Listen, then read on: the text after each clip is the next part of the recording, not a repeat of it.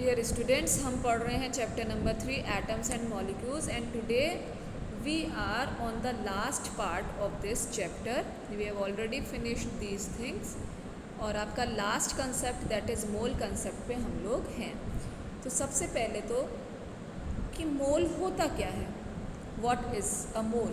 So let us read in the slide. A mole of a substance is that amount of a substance which contains the same number of particles that are present in 12 gram of carbon 12.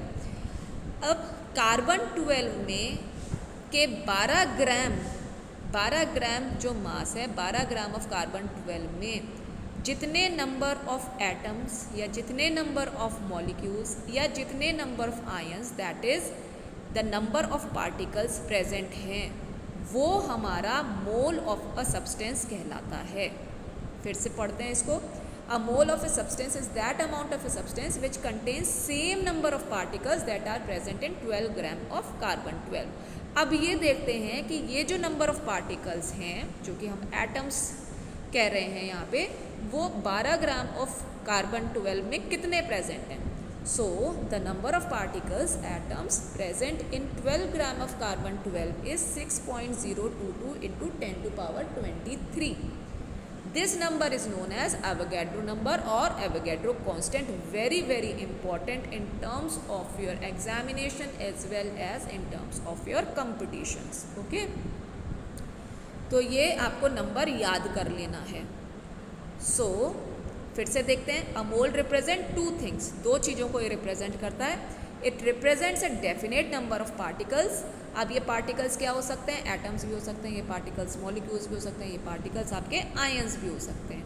और ये सारे के सारे आपके equivalent to कितने हो गए, 6.022 into 10 to power 23 atoms, 6.022 into 10 to power 23 molecules, 6.022 into 10 to power 23 ions. Anything it could be. दूसरी चीज़ क्या है, it represents a definite mass of a substance equal to gram atomic mass of an element और gram molecular mass of a compound. एक mole एक और चीज़ है, एक डेफिनेट मास को भी बताता है जो कि हमारा ग्राम एटॉमिक मास किसी भी एलिमेंट का या फिर ग्राम मॉलिकुलर मास किसी भी कंपाउंड का, उसके इक्वलेंट आपके मास को भी बताता है मोल. अब यहाँ पे कुछ एग्जाम्पल दे रखे हैं एक एलिमेंट का और एक कंपाउंड का, कि एक एलिमेंट ऑक्सीजन के ग्राम एटॉमिक मास अगर मेरे को निकालना है तो ऑक्सीजन में आपके ऑक्सीजन के एटम हो गए, तो ऑक्सीजन का आपका एटॉमिक मास कितना हो गया 16, और आपने इसको एक एटम का तो 2 एटम्स से मल्टीप्लाई करेंगे तो 32 grams. 32 grams is the gram atomic mass of oxygen.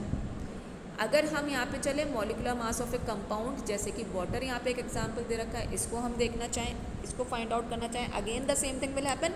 Water में आपके 2 एटम्स हाइड्रोजन के और 1 एटम आपका ऑक्सीजन का.